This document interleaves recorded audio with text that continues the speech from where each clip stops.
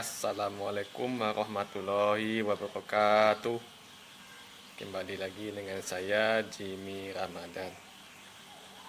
Kali ini saya akan menjelaskan tentang sebuah nagari yang ada di Kabupaten Agam, Sumatera Barat, yaitu nagari Ladang Laweh. Selamat menyaksikan.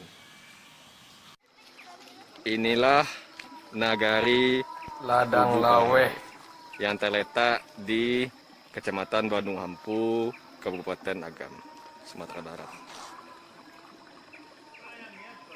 Nagari atau desa ini memiliki perumahan-perumahan yang dekat dengan area pesawahan. Nagari ini menjadi tempat berdirinya pondok pesantren bertingkat 4, yakni Pondok Pesantren Sumatera atau Walid Marbe.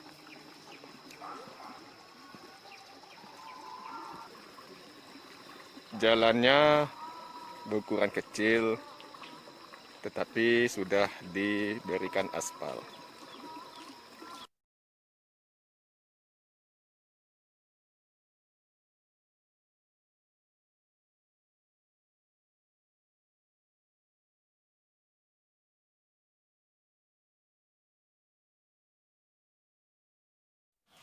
Terima kasih telah menonton video ini. Semoga bisa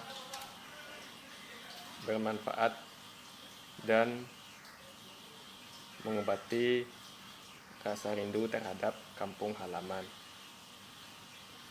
masing-masing.